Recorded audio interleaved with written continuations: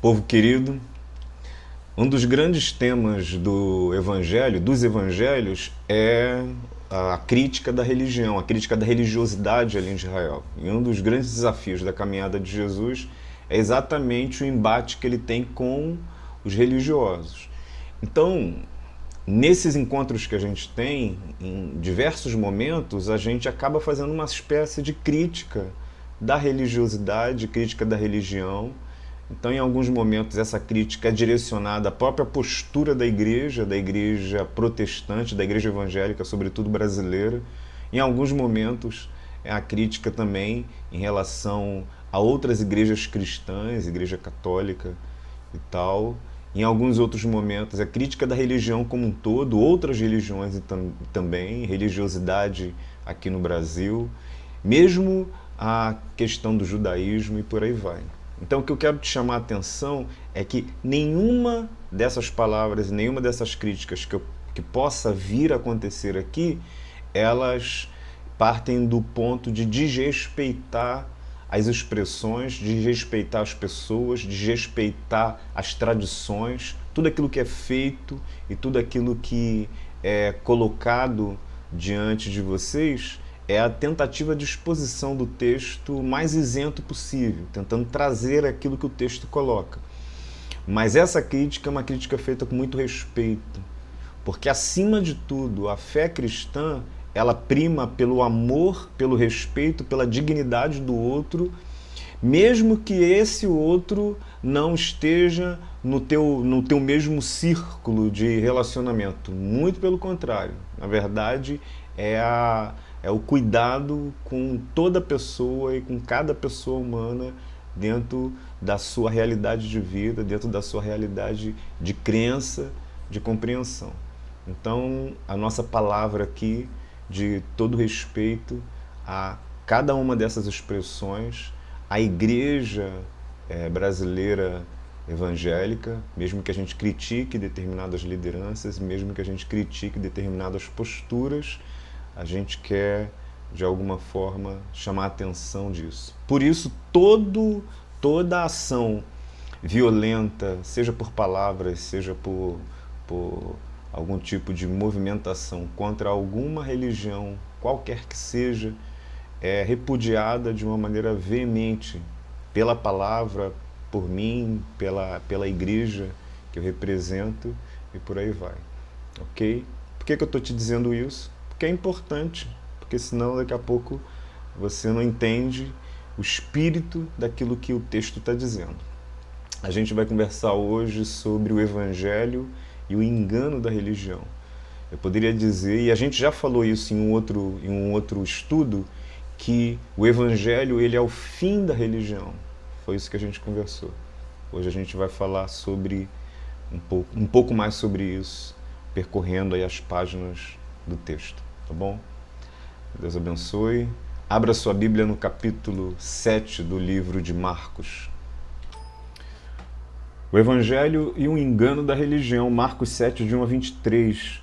Os fariseus e alguns escribas, vindos de Jerusalém, reuniram-se em volta de Jesus. Eles viram que alguns dos discípulos de Jesus comiam pão com as mãos impuras, isto é, sem lavar. Porque os fariseus e todos os judeus, observando a tradição dos anciãos, não comem sem lavar cuidadosamente as mãos. Quando voltam da praça, não comem sem se lavar. E há muitas outras coisas que receberam para observar, como a lavagem de copos, jarros e vasos de metal e camas. Os fariseus e os escribas perguntaram a Jesus: por que os seus discípulos não vivem conforme a tradição dos religiosos, a tradição dos anciãos, mas comem com as mãos impuras? Jesus respondeu: bem profetizou Isaías a respeito de vocês, hipócritas, como está escrito: este povo me honra com os lábios, mas o seu coração está longe de mim. Em vão me adoram, ensinam doutrinas que são preceitos humanos. Rejeitando o mandamento de Deus, vocês guardam a tradição humana. E disse-lhes ainda: vocês sempre encontram uma maneira de rejeitar o mandamento de Deus para guardarem a própria tradição. Pois Moisés disse: honre o seu pai e sua mãe, e quem maldisser a seu pai ou a sua mãe seja punido de morte. Vocês, porém, dizem que se alguém disser ao seu pai ou à sua mãe, a ajuda que você poderia receber de mim é corbã, isto é, oferta ao Senhor, então vocês o dispensam de fazer qualquer coisa em favor de seu pai ou sua mãe, invalidando a palavra de Deus por meio da tradição que vocês mesmos passam de pai para filho. E fazem muitas outras coisas semelhantes. E convocando outra vez a multidão, Jesus disse: escutem todos e entendam. Não existe nada fora da pessoa que, entrando nela, possa contaminá-la. Mas o que sai da pessoa é o que a contamina. Se alguém tem ouvidos para ouvir, ouça. Quando entrou em casa, deixando a multidão, os seus discípulos o interrogaram a respeito da parábola. Jesus lhes disse: então vocês também não entendem? Não compreendem que tudo que está fora da pessoa, entrando nela, não a pode contaminar? Porque não entra no coração dela, mas no estômago e depois é eliminado. E assim Jesus considerou puros todos os alimentos e dizia: o que sai da pessoa, isso é o que a contamina. Porque de dentro do coração das pessoas é que procedem os maus pensamentos, as imoralidades sexuais, os furtos, os homicídios, os adultérios, a avareza, as maldades, o engano, a libertinagem, a inveja, a blasfêmia, o orgulho, a falta de juízo. Todos estes males vêm de dentro e contamina a pessoa. Eu li na versão, a minha versão, eu já disse, é a Almeida, nova versão Almeida atualizada. Sempre assim, porque existem diversas versões bíblicas. O texto aqui fala de uma tradição que os religiosos judeus observam, esses grupos se aproximam de Jesus e, por conta da sua compreensão da fé, da sua compreensão da sua religião, eles começam a questionar Jesus porque, sendo judeu, tem um procedimento diferente dos outros judeus. E os seus discípulos também começam a agir de alguma forma diferente. E é o embate que Jesus vai ter com os discípulos, com os escribas. Isso acontece, inclusive, em diversos momentos da caminhada, a gente já tem lido isso, o interesse dos religiosos por Jesus, o interesse por aquilo que ele está fazendo e a maneira como Jesus ele vai confrontando a percepção deles, confrontando o coração deles, sem que Jesus possa ser enredado nos esquemas que eles tentam armar para dizer que Jesus é um blasfemo, é um blasfemador da lei, para dizer que Jesus está descumprindo a lei, para dizer que Jesus está quebrando o mandamento. Em momento nenhum eles podem afirmar isso de Jesus. Em momento nenhum eles podem olhar para Jesus e falar que Jesus não tem o apreço pela lei, não tem o apreço pela religião e não vive segundo os critérios que vão sendo colocados. Eles não podem, e eles tentam fazer uma série de esquemas para tentar pegar Jesus nessas questões. Mas Jesus os confronta porque a religião de Israel, na verdade, se afastou em muito daquilo que era a vontade de Deus. Ainda que eles tivessem acesso ao texto, e não somente ao texto, acesso a tudo aquilo que se construiu a partir disso, eles se afastaram daquilo que Deus era. E a gente tem conversado sobre isso. Então, eu quero chamar a atenção de algumas coisas para que a gente possa tentar entender como é que esse texto toca a nossa realidade e por que a gente diz que o Evangelho ele é a superação da religião, que o Evangelho é o fim da religião, que a partir do Evangelho essa religiosidade ela é tirada de cena, ela precisa ser tirada de cena, os dois não convivem no mesmo espaço. Primeiro a gente precisa entender que os israelitas eles vêm de uma tradição religiosa que tem a ver com as escrituras. E a gente poderia dizer que foi dada a eles o que a gente chama de duas Torás, dois livros da lei. O que é a Torá? A gente já falou sobre isso, a gente já falou sobre Torá, sobre Talmud, a gente falou em vídeos passados, você pode recuperar, Mas o que é a Torá? Torá é o nosso Pentateuco. É o nosso Pentateuco.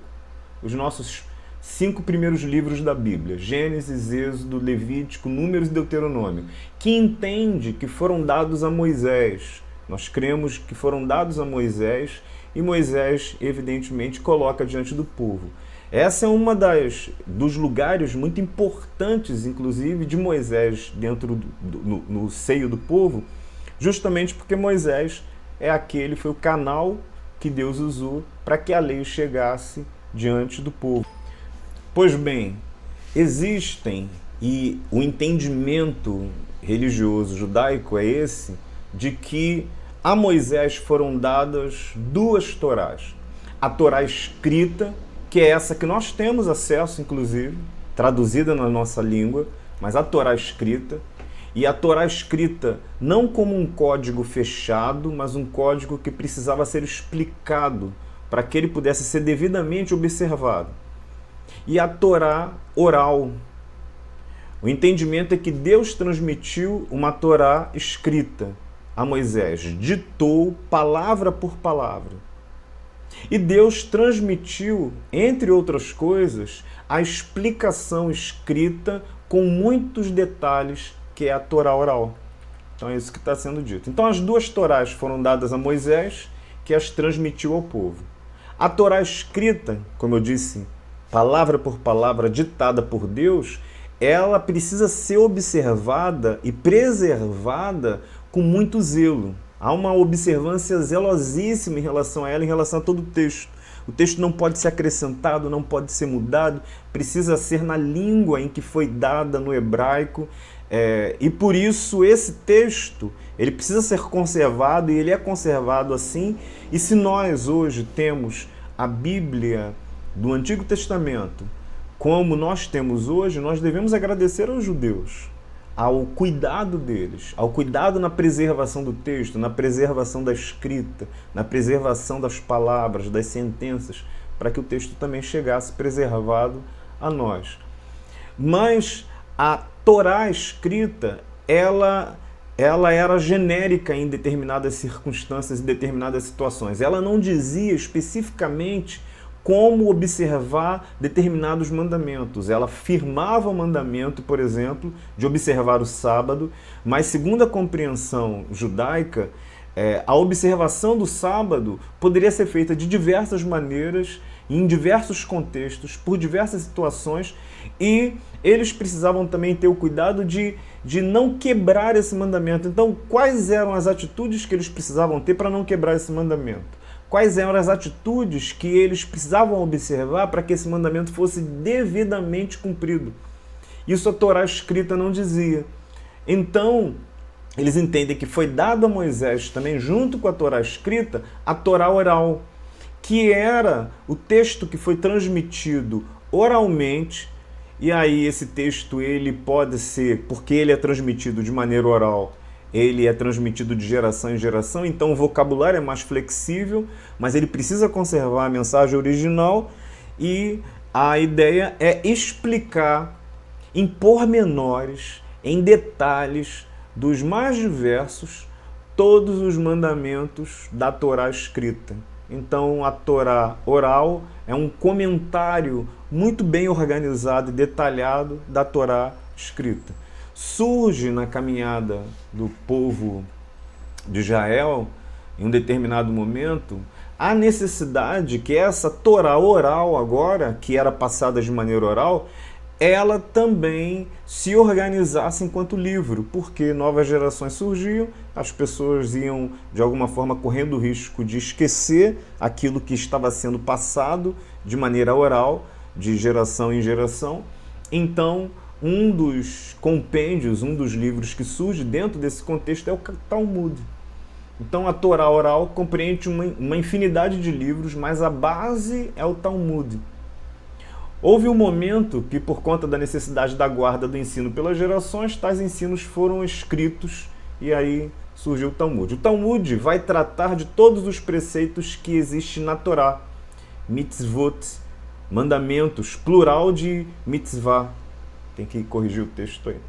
Vai tratar de todos eles e te explicar cada detalhe deles. Então, exercer o judaísmo, ser judeu e viver pela religião judaica é cumprir todos os mandamentos, todos os mitzvot. Tudo aquilo que a Torá escrita ordena e que a Torá oral organiza, estabelece, e aí, no caso, que o Talmud registra. Então, o mitzvot é um conjunto de leis que foram compiladas a partir da Torá, isto é, do Pentateuco, totalizando 613. Cada mitzvah foi criada de acordo com o que é encontrado num determinado passuk, num determinado versículo da Torá. Então, o que é o Talmud? E aí, todas essas definições e tudo que eu estou falando, eu vou colocar no final do nosso estudo uma série de links para você assistir vídeos, para você ler textos que podem te ajudar a entender isso. Então, o Talmud define e dá forma ao judaísmo, alicerçando todas as leis e rituais judaicos. Define e dá forma alicerçando todas as leis e rituais judaicos. Enquanto o Pentateuco, ou os 5 livros, enquanto a Torá apenas alude aos mandamentos, o Talmud o explica, discute, esclarece, aprofunda. Não fosse este, não entenderíamos, muito menos cumpriríamos a maioria das leis e tradições da Torá, e o judaísmo não existiria. Historicamente, os judeus que individualmente ou em grupo negaram sua validade acabaram por se assimilar ou desaparecer. E como outras religiões adotaram o texto da Torá escrita, mesmo a tendo traduzido de forma errada, adicionando ou removendo partes da mesma e a interpretando de forma proibida pelo judaísmo, é o Talmud, então, o verdadeiro divisor de águas. Então é o Talmud, o texto sagrado, que diferencia os judeus das outras nações do mundo, porque é o Talmud que vai agora organizar toda a série de mandamentos, explicando detalhadamente como viver, como agir.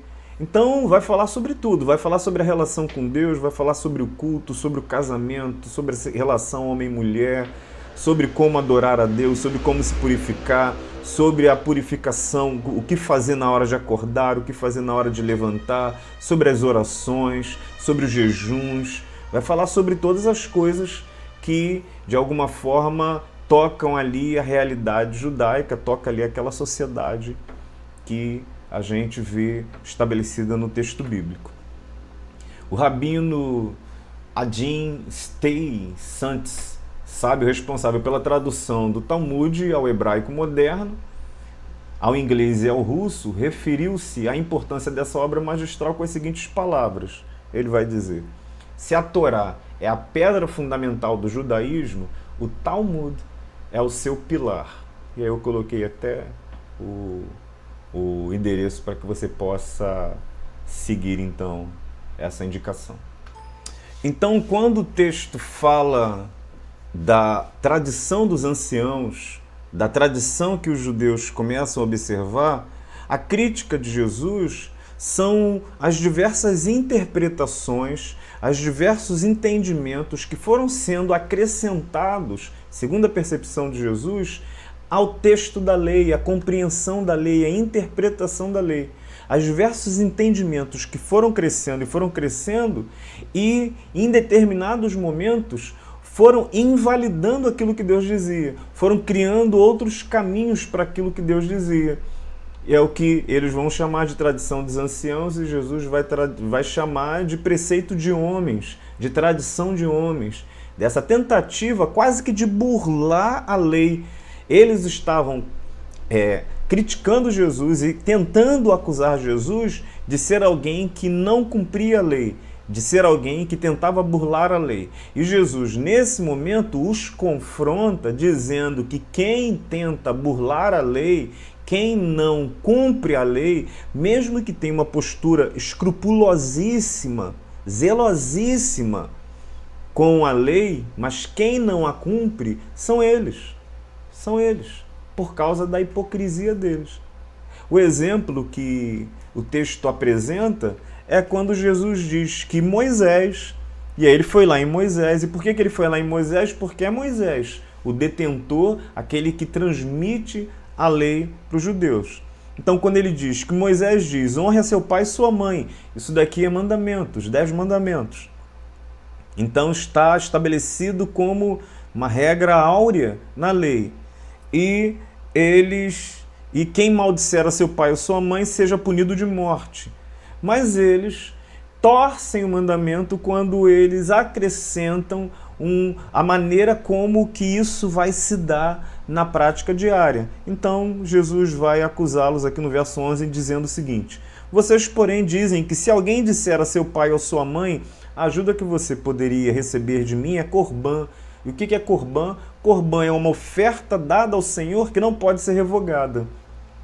É uma oferta dada que você não pode se arrepender dela. Uma vez que você consagrou a Deus, uma vez que você deu a Deus, uma vez que você colocou diante de Deus, seja a sua vida, a vida do seu filho, o seu animal, seja o seu bem, a sua casa, alguma coisa que você consagra a Deus, e consagrar a Deus era colocar à disposição da religião, à disposição do templo, à disposição dos sacerdotes. Uma vez que você faça isso, você não pode voltar atrás. Então, a ajuda que você poderia receber de mim, teu filho, que deveria te honrar, e honrar não era somente falar bonito, tratar bem, mas era também entender que os pais são responsabilidade desse filho quando esses pais estivessem na velhice. Então, a ajuda que você poderia receber de mim é corbã, quer dizer, eu fui consagrado ao Senhor e me consagrei ao Senhor, eu não posso fazer aquilo que eu tenho como obrigação fazer como filho, com risco de quebrar o mandamento. Aí Jesus vai dizer, então vocês o dispensam de fazer qualquer coisa em favor do seu pai ou da sua mãe e invalidam a palavra de Deus por meio da tradição de vocês, mesmo que vocês mesmos passam de pai para filho.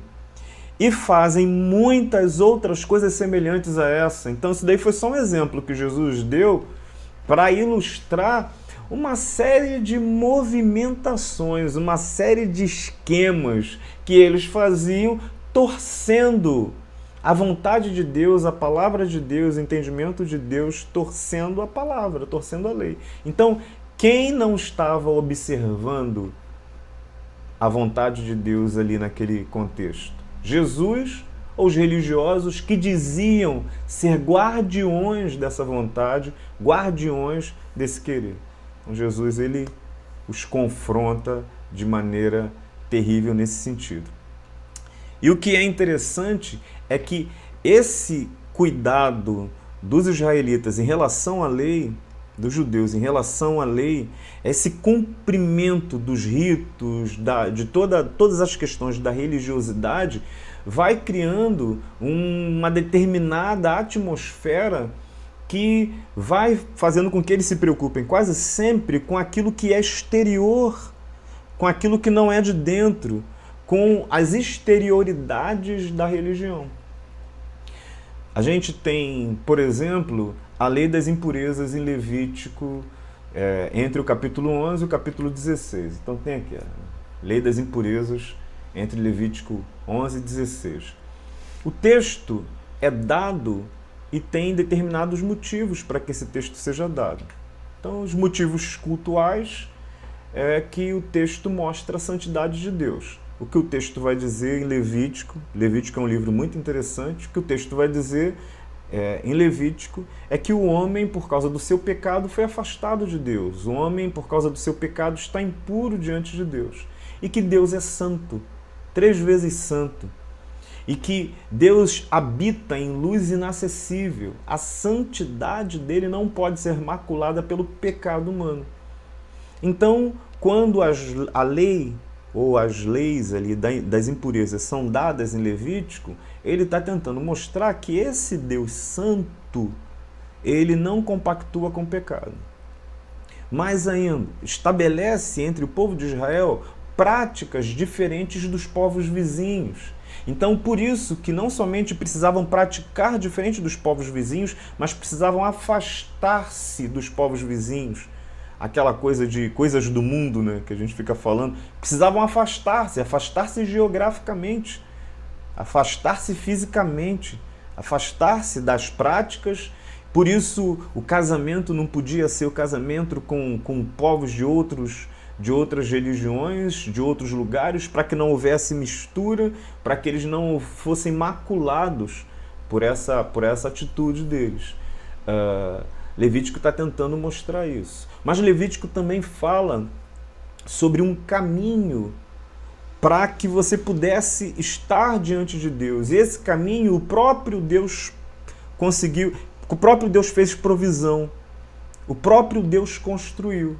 Por isso o caminho é através das ofertas, através do sacrifício, através das práticas sacrificiais, onde um animal é morto, onde algo é oferecido e aquele oferecimento, ele toma o lugar do ofertante, ele recebe o pecado do ofertante para que Deus esteja em paz conosco. Então, por causa do nosso pecado, não podemos estar diante de Deus. Mas quando, e o próprio Deus estabelece quais são os critérios, quais são os caminhos, como agir para que Ele possa perdoar, para que Ele possa estar em paz conosco, então o sistema sacrificial todo é construído em cima disso. Então, Levítico tem motivos cultuais. Esses motivos cultuais estão também envolvidos em motivos sanitários. Então, se você lê a lei das impurezas, você vai ver que há preocupações sanitárias muito interessantes ali, muito interessantes. Poderia ser estudado dessa maneira. Hoje, por exemplo, a gente tem a prática quase que martelada aí em nós e no nosso cotidiano, sobre a higienização das mãos, sobre álcool gel, sobre a máscara, sobre fazer uma devida higienização quando você entra em determinados ambientes para não levar contaminação para esses ambientes. Então vocês percebam o seguinte, que naquele tempo, a gente está em 2021, se a gente fosse por um tempo um pouquinho longe da gente, a gente já teria dificuldades mesmo com a questão da ciência aí. Imagina há tantos milênios atrás, há 1, 2, 3 milênios antes de Cristo, imagina as condições sociais, as condições materiais que aquele povo tinha e como que determinadas pestilências, como que determinadas práticas anti-higiênicas poderiam dizimar o povo, como que doenças que poderiam entrar às vezes de maneira sem que eles percebessem, poderia matar famílias e matar toda uma geração. Então, parece que a lei das impurezas também protege o povo de maneira sanitária. Também é um benefício à saúde, é uma preocupação que está acontecendo lá dentro desse contexto.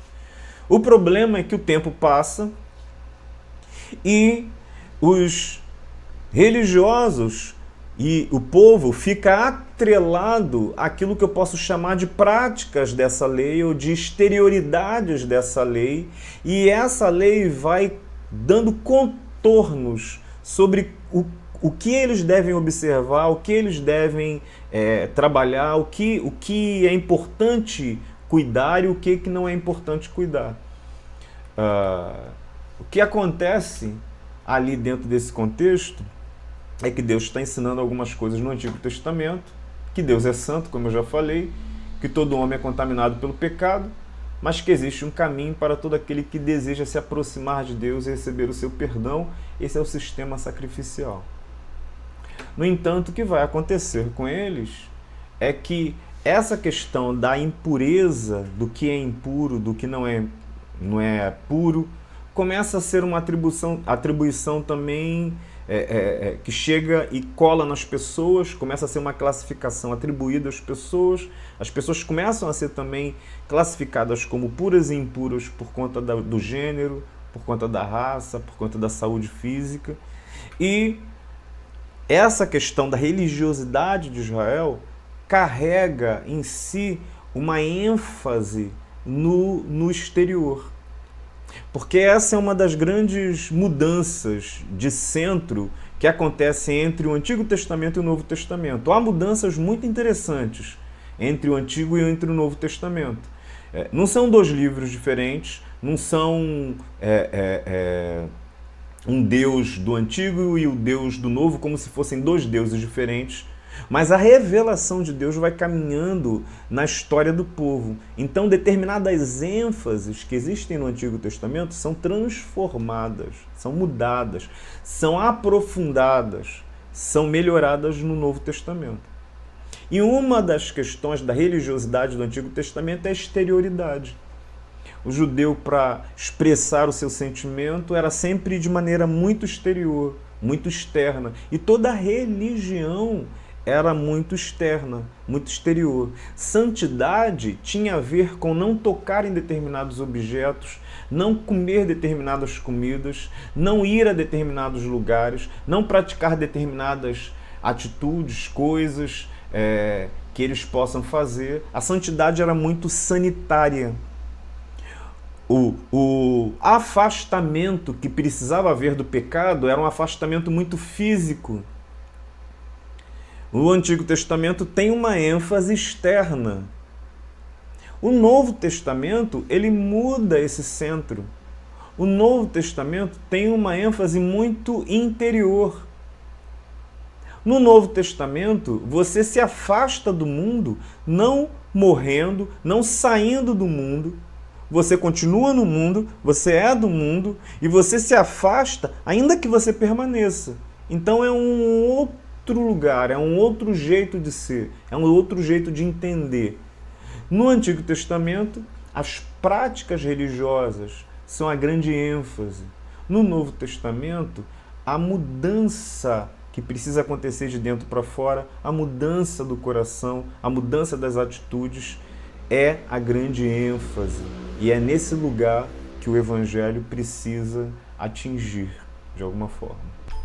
Por isso, e aí caminhando para o bloco de conclusões que a gente tem em cima desse texto, por isso, Jesus vai afirmar para eles que, mesmo na compreensão que a lei traz, que a preocupação fundamental da lei não é com a letra e não é com as práticas externas, mas com as atitudes que eles tomam para a vida, com aquilo que acontece, não da prática religiosa em si, mas aquilo que acontece do caráter, das posturas dele, aquilo que de alguma forma acontece dentro do que a gente poderia chamar de coração. Então a gente vai ter exatamente esse texto. Desculpa, eu deixei um texto aqui, Marcos 6:33. Esquece disso daqui. Eu vou mudar o slide certo, o texto certo aqui embaixo, tá bom? Está dizendo então, porque de dentro do coração das pessoas é que procede os maus pensamentos. É isso que o torna impuro. As imoralidades sexuais, os furtos, os homicídios, os adultérios, a avareza, as maldades, o engano, a libertinagem, a inveja, a blasfêmia, o orgulho, a falta de juízo. Todos estes males vêm de dentro e contaminam a pessoa. O que a contamina, o que torna impuro uma pessoa, não é aquilo que ela toca, não é aquilo que ela come, não é aquilo que vem da sua prática externa, mas é aquilo que está dentro dela e sai e ganha vida. Aquilo que vive, que mora dentro dela e ganha expressão na vida. É como se você estivesse cheio de alguma coisa e você botasse para fora. E você vomitasse para a vida. É aquilo, é isso dali que te contamina. É isso daí que te torna impuro.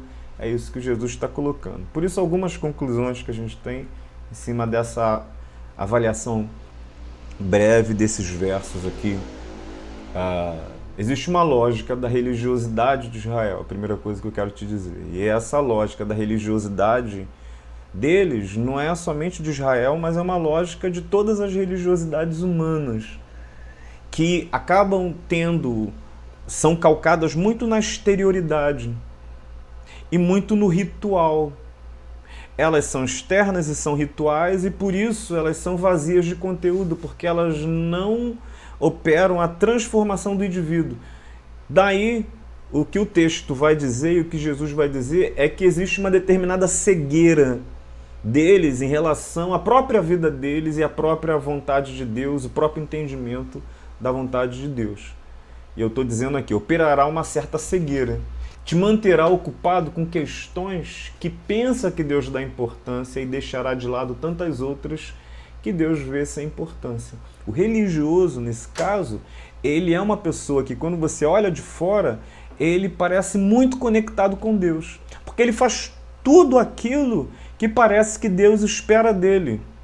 Se eu for falar, por exemplo, do meu contexto, numa igreja batista, e nós aqui, numa igreja batista, a gente tem uma série de práticas que...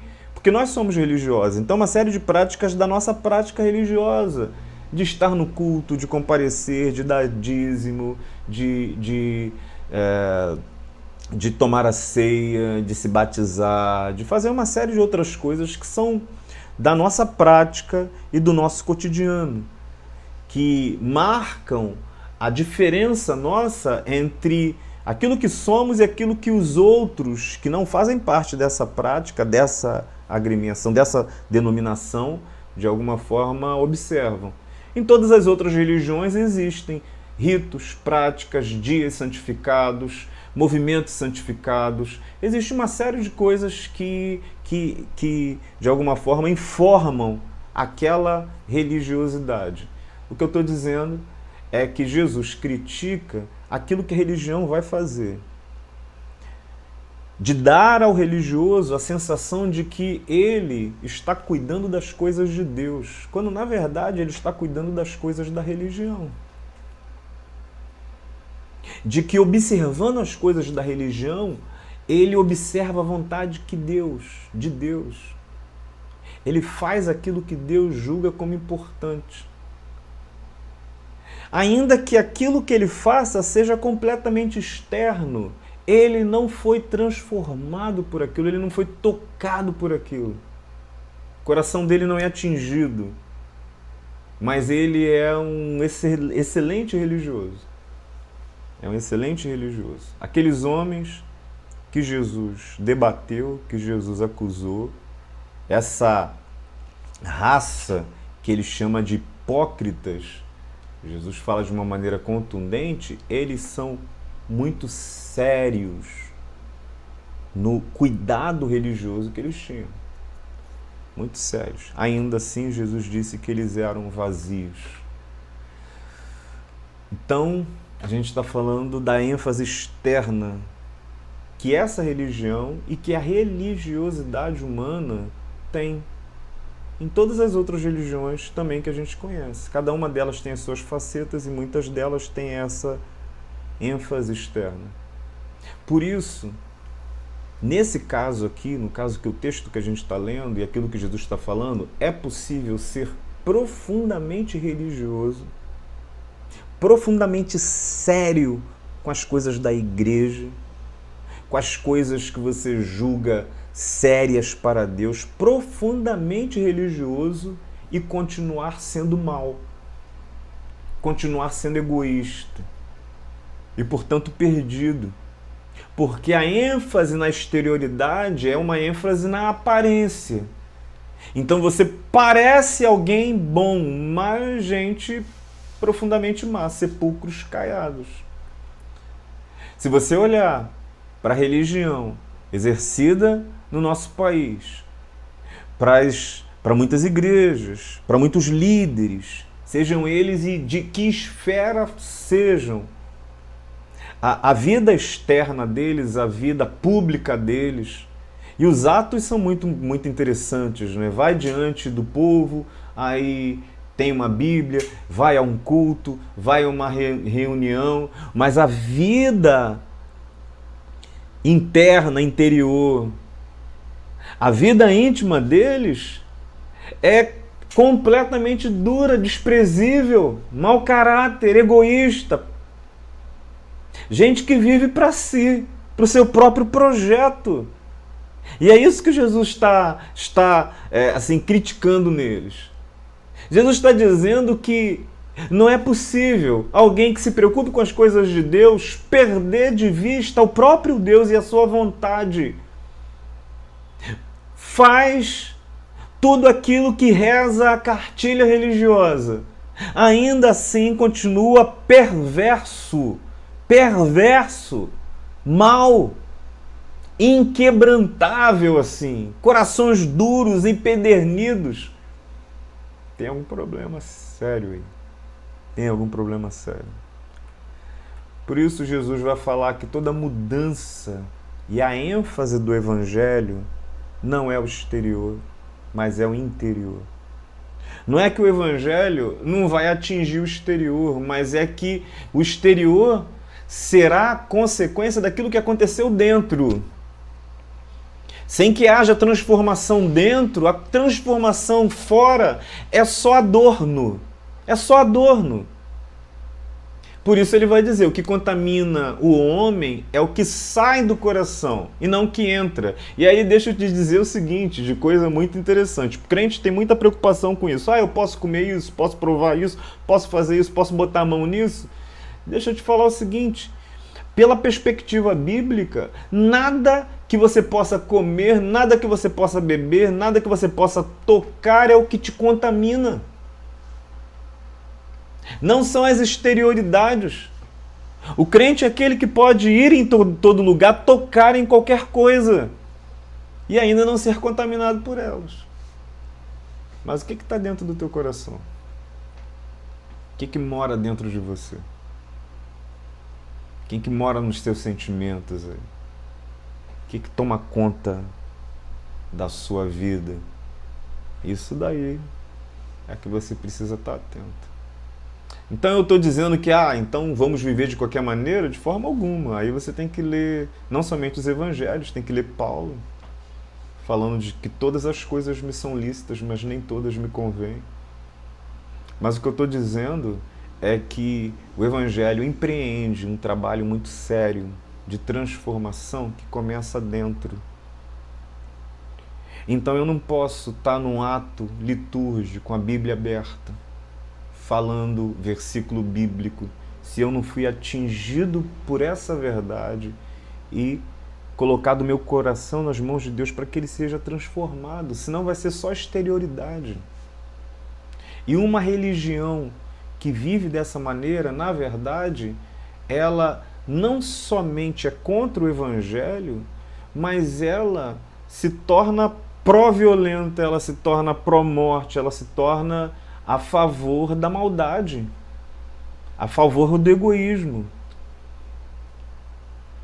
Jesus ele usa nesse texto uma lista de vícios, e essas listas de vícios, virtudes, são comuns aqui no texto bíblico, a gente vê Paulo fazendo isso, Jesus em outros momentos, eram comuns no mundo greco-romano, e aí eu deixei também um vídeo para você de um professor da PUC, João Gomes, se eu não me engano, depois você vai ver lá, que ele me ajudou bastante também a ler de novo esse texto aqui e a perceber essas questões aqui.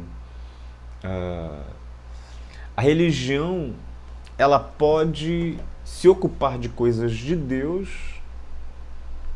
mas externamente abraçar esses vícios todos que Jesus vai dizer. Ele pode ser profundamente religioso e ainda assim ele ser imoral, sexualmente, furtar, ser homicida, adúltero, avaro, mau, enganador, libertino, invejoso, blasfemador, orgulhoso, ter falta de juízo e por aí vai. Por aí vai. Se ele não experimentar a transformação que o Evangelho propõe, e claro, o Evangelho não é passe de mágica, então uma vez que ele atue nas nossas vidas, não é automático que a gente vai saindo desse lugar. É um processo que a gente vai passar a vida inteira, através de choro, através de quebrantamento, de dor, de lágrima, de reconhecimento de quem nós somos, de reconhecimento do que está dentro do nosso coração, mas o Evangelho, ele não vai se preocupar fundamentalmente com as exterioridades, ele se preocupa com aquilo que está dentro do coração. Por isso, alguém pode ser religioso e a religião pode tornar uma pessoa pior. Você já viu isso? Você já viu? Você deve ter visto. A pessoa era gente fina, tal, você conhecia, educada, tal. Aí ela se converteu a uma religião. Piorou. Piorou. Que pessoa difícil, intragável, dura. Que pessoa sem misericórdia. Sai por aí praticamente condenando todo mundo, mandando todo mundo para o inferno, sei lá para onde for. Ué, Jesus não entrou no coração, o Espírito Santo não entrou no coração. O que aconteceu foi o inverso. Porque a religiosidade, essa percepção da religião pode tornar uma pessoa pior do que ela é. Porque vai dar a ela a impressão de que ela é melhor. Vai dar a ela a impressão de que ela está perto de Deus e fazendo a vontade de Deus, quando na verdade não está. Paulo, quando está ali ainda chamado de Saulo, tramando contra a vida dos cristãos, ele não é uma pessoa má, ele é um religioso devoto e sério, mas mata, mas participa de apedrejamento, mas julga aquele que está errado, julgamentos pesados, julgamentos que não tem coragem de colocar sobre os seus próprios ombros, mas sobre os outros a gente coloca. A religião pode tornar você pior. Eu fico me perguntando se no Brasil todo o crescimento da igreja e a religiosidade estampada que tem nos nossos templos não nos tornou uma nação pior do que somos, ao invés de nos transformar na direção de Jesus. Algumas coisas que se veem, algumas coisas que se vive nessa nação, é muito difícil perceber que a religião nos levou para um lugar melhor. Cuidado, cuidado. A religião nesse ponto é enganosa. Você precisa do Evangelho. Você precisa de Jesus. Cuidado com isso. Por isso o chamado. A preocupação é com a performance religiosa, mas o chamado nosso é daquela transformação que aconteceu, por exemplo, em Romanos 12. Depois você pode ler todo o capítulo de Romanos 12. Onde Paulo diz que primeiro a gente precisa morrer. Nos entregar como sacrifício vivo. Morrer para Deus. E depois ter uma outra postura na vida. Uma transformação em relação àquilo que nós vemos em nós mesmos. No verso 3. Uma transformação da nossa maneira de ser, de servir, de nos dar. A gente não é mais egoísta, a gente vive para o outro, uma transformação na maneira de se relacionar com o outro. É isso que Romanos 12 está dizendo. Romanos 12 termina dizendo, no versículo 21, não se deixem vencer pelo mal, mas vence o mal com o bem.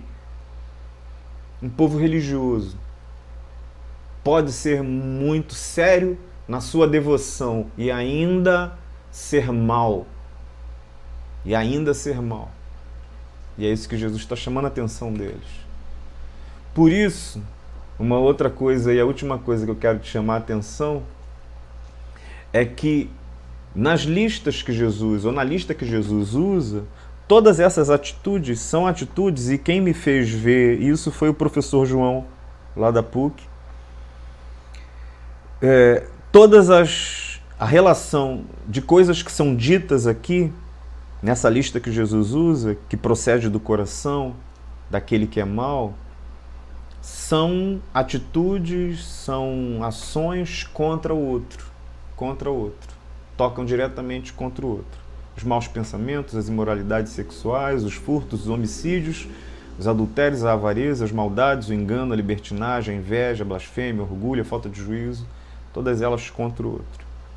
E aí ele chamou atenção para uma outra coisa que a gente vai ver em todo o Novo Testamento.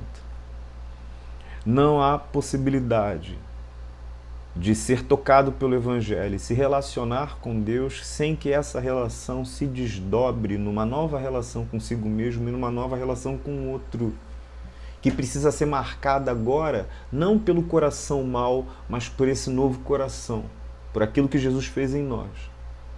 Então não existe para o Novo Testamento uma religião que cuide das coisas de Deus, que observe criteriosamente as coisas que a gente entende que são coisas de Deus, que não se desdobre na sua prática em estabelecer uma nova relação com aqueles que estão em volta, com aqueles que estão próximos e com aqueles que estão distantes, com o outro. Não há possibilidade. E a gente vai ler todo o Novo Testamento e vai perceber isso. que até para entregar uma oferta a Deus você precisa se reconciliar, que até para orar a Deus você precisa se reconciliar, que o perdão, segundo a oração do Pai Nosso, perdoa as nossas dívidas. Perdoa as nossas dívidas, assim como nós perdoamos a quem nos tem devido que eles nos têm ofendido. Então é na mesma contrapartida. É um movimento que eu faço para Deus em súplica, mas é um movimento que eu preciso fazer para o outro. Porque é assim que o Evangelho se dá. E o que Jesus está fazendo, o que Jesus está falando, é exatamente criticar aquilo que o texto e o contexto nos mostra nesse texto. Que os escribas e fariseus, com o pretexto de viver um relacionamento com Deus, eram hipócritas nisso, porque eles não viviam, eles desprezavam o Pai, eles desprezavam o próximo, eles amavam as riquezas, eles amavam o próprio projeto de poder deles, mas parecia ser gente que amava Deus. O que Jesus foi, de alguma forma, desmascarar foi o pretenso lugar de entenderem que são filhos de Deus, mas na verdade são gente profundamente distante daquilo que Deus é. Qual é o meu medo disso tudo, meu querido? E a gente vai terminar agora. Meu medo é que nós somos religiosos. Nós estamos debaixo de uma prática que organiza aquilo que a gente tem como relação com Deus. Nós temos líderes que têm acesso à palavra, líderes que usam da palavra.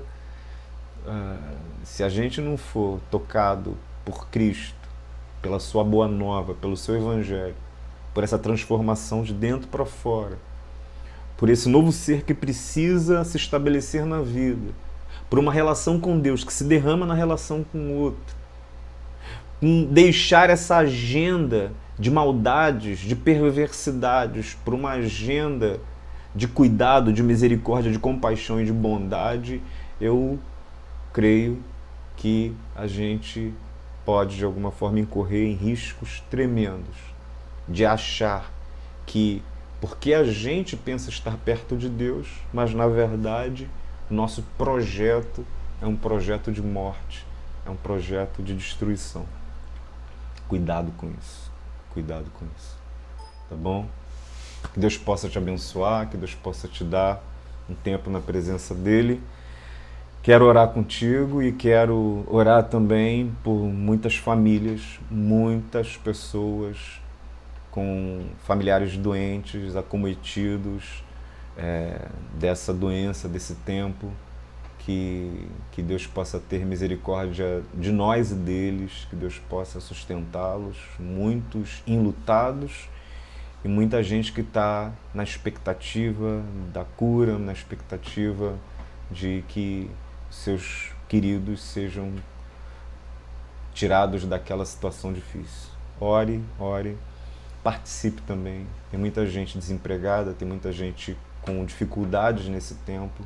Olhe para o entorno, olhe para aquilo que está acontecendo na tua volta, colabore, ajude as pessoas, mesmo anonimamente, sobretudo anonimamente, faça isso.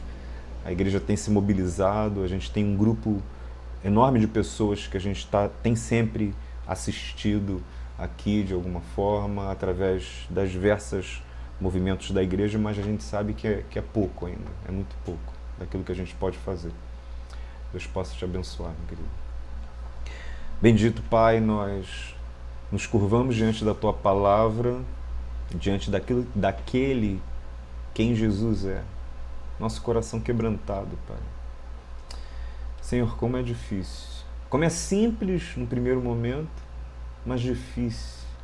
Essa proposta que o Senhor nos faz de uma outra vida, não eu centralizada, não centralizada nas nossas paixões, nos nossos quereres, na nossa própria vontade, mas na Tua vontade.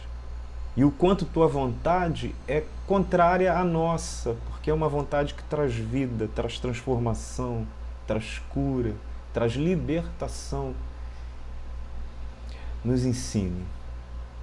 Aqueles que dizem que são teus e aqueles que se colocam debaixo do teu nome, sejam eles de quaisquer religiões, aqueles que em algum momento invocam o nome do Senhor e dizem: Senhor, eu sou teu, Senhor, toma essas vidas e deixa que nós possamos compreender a revelação da tua vontade, compreender a tua vontade através do Cristo Redentor e Libertador, e ter as nossas vidas transformadas, atingidas pelo Senhor. Eu te peço pela nossa nação, eu te peço pelos governantes, eu te peço pelos líderes, eu te peço pelas famílias da igreja, pelas famílias de todos os lugares, pelos familiares, pelos internados, pelos nossos hospitais, pelos médicos, pelas equipes de cuidado, de enfermagem, todas as ações, que, acima de tudo, haja um movimento também de transformação e de alcance de todas as pessoas. Derrama a tua graça, a tua misericórdia, nós choramos no nome de Jesus. Amém e amém.